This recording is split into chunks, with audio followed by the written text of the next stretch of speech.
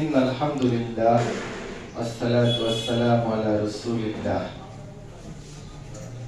বাংলাদেশ জামাতে ইসলামী বাগেরহাট সদর এবং পৌরসভা শাখা কর্তৃক আয়োজিত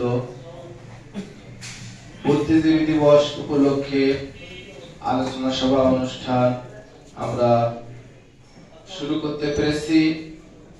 মহান মনিবের দরবারে শুকরিয়া আদায় করছি, আলহামদুলিল্লাহ। দরুদ ও সালাম পেশ করছি সাইয়্যিদুল মুরসালিন খাতামুন নবিয়্যিন হযরত মুহাম্মদ মুস্তাফা সাল্লাল্লাহু আলাইহি ওয়াসাল্লামের প্রতি।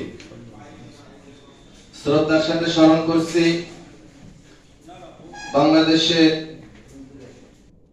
স্বাধীনতা যুদ্ধের শেষ পর্যায়ে পরিকল্পিতভাবে যে হত্যাকাণ্ডটি সংঘটিত হয়েছিল, সেই হত্যাকাণ্ডে জীবন উৎসর্গকারী শহীদ ভাইদের। আরো শ্রদ্ধার সাথে স্মরণ করছি সম্প্রতি দেশে ঘটে যাওয়া জুলাই বিপ্লবে জীবন উৎসর্গকারী অসংখ্য শহীদ ভাইদেরকে। মহান মনিবের দরবারে সকল শহীদ ভাইদের সর্বোচ্চ শাহাদাতের মর্যাদা কামনা করছি এবং সকল শহীদদের শোক সন্তপ্ত পরিবারের প্রতি সমবেদনা জ্ঞাপন করছি। সম্মানিত উপস্থিতি, আজকে যে বিষয়টি, যে দিবসটি পালনের জন্য আপনাদেরকে দাওয়াত দেওয়া হয়েছে, আপনারা বাংলাদেশ জামাতে ইসলামীর সদর এবং পৌরসভার যৌথ আয়োজনে দাওয়াত গ্রহণ করে এখানে উপস্থিত হয়েছেন। আমি আপনাদেরকে সংগঠনের পক্ষ থেকে অসংখ্য মোবারকবাদ জানাচ্ছি। আমি প্রথমে একটি কথা বলতে চাই, দীর্ঘ 17টি বছর বাংলাদেশ জামাতে ইসলামী আপনাদেরকে নিয়ে এ ধরনের কর্মসূচি পালন করতে চেয়েছিল, কিন্তু অত্যন্ত দুঃখের বিষয়, একটি ফ্যাসিবাদী শাসন ব্যবস্থা জাতির উপর জগদ্দল পাথরের মতো চেপে বসার কারণে মুক্ত বাতাসে সকল দল মত নির্বিশেষে সকল মানুষের কথা বলার অধিকারকে হরণ করে নেওয়ার কারণে আমাদের ইচ্ছা থাকলেও আমরা এই ধরনের কর্মসূচিগুলো পালন করতে পারিনি। 5ই আগস্টের পর দেশে মত প্রকাশের অধিকার আরেকবার প্রতিষ্ঠিত হয়েছে। মুক্ত বাতাসে সবাই স্বাধীনভাবে কথা বলতে পারছে। সবাই যেমন কথা বলতে পারছে, সেই কথা শোনার জন্য সবাই আসতে পারছে। এই পরিবেশটা থাকার কারণেই আজকে এই প্রোগ্রামটি আয়োজন করা সহজ হয়েছে। সম্মানিত উপস্থিতি, বুদ্ধিজীবীদের আত্মত্যাগের মধ্য দিয়ে আমরা মুক্ত স্বাধীন দেশ পেয়েছি। যুগ যুগ ধরে জাতি তাদেরকে স্মরণ করবে। 1971 সালে কারা এদেশের বুদ্ধিজীবীদেরকে হত্যা করেছিল, সেই প্রশ্নটির সমাধান আজও হয়নি। আজও বিষয়টি ধোঁয়াশার ভিতর রয়ে গেছে। প্রকৃতপক্ষে কারা এই হত্যাকাণ্ডের পিছনে জড়িত ছিল?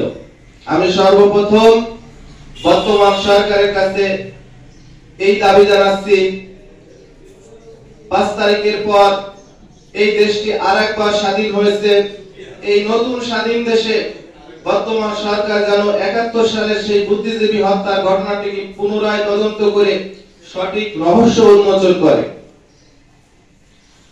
আমাদের ধারণা, ওই সকল হত্যাকাণ্ডের পিছনে বিদেশি আগ্রাসন জড়িত ছিল।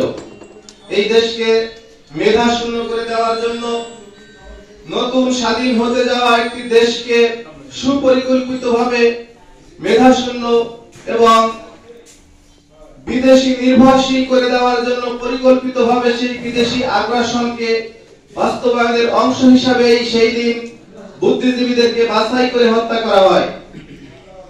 আমরা ইঙ্গিত দিতে চাই, আমাদের প্রতিবেশী দেশ সমূহের মধ্যে কারা আমাদের বন্ধু, কারা আমাদের শত্রু, সেটা চিহ্নিত হয়ে গেছে।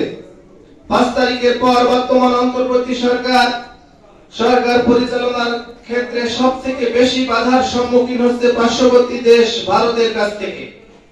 আমরা ইঙ্গিত দিতে চাই, ঠিক সেই দিন, সেই স্বাধীনতার যুদ্ধের শেষ মুহূর্তে এই বুদ্ধিজীবী হত্যাকাণ্ডের পিছনেও ভারতের নীল নকশাই দায়ী ছিল। মুক্তিযুদ্ধ পরবর্তী সময়ে জহির রায়হান তিনি মুক্তিযুদ্ধ এবং বুদ্ধিজীবী হত্যাকাণ্ড নিয়ে অনুসন্ধান করা শুরু করেছিলেন। কিছুদিন পর তিনিও নিখোঁজ হয়ে যান। কে তাকে নিখোঁজ করলো? স্বাধীন দেশে কেন তিনি নিখোঁজ হলেন, সেই প্রশ্নের সমাধানও আজও হয়নি। আমরা তারও রহস্য উন্মোচনের দাবি জানাচ্ছি। আপনারা আমাদের আমন্ত্রণে হাজির হয়েছেন, সাড়া দিয়েছেন, আমরা কৃতজ্ঞ। আপনাদেরকে আরো একবার ধন্যবাদ জানিয়ে আমি আজকের এই প্রোগ্রামের উদ্বোধন ঘোষণা করছি এবং আপনাদের কাছে অনুরোধ জানাবো, আপনারা প্রোগ্রাম শেষ হওয়া পর্যন্ত আপনারা সময়ের কিছু কুরবানি করবেন, কিছু সময়কে ত্যাগ করে আজকের এই অনুষ্ঠানের শেষ পর্যন্ত থেকে অনুষ্ঠানকে সুন্দর ও সার্থক করবেন, এই আশাবাদ ব্যক্ত করে আমি আমার কথাকে শেষ করছি। আসসালামু আলাইকুম ওয়া রাহমাতুল্লাহি ওয়া বারাকাতুহু।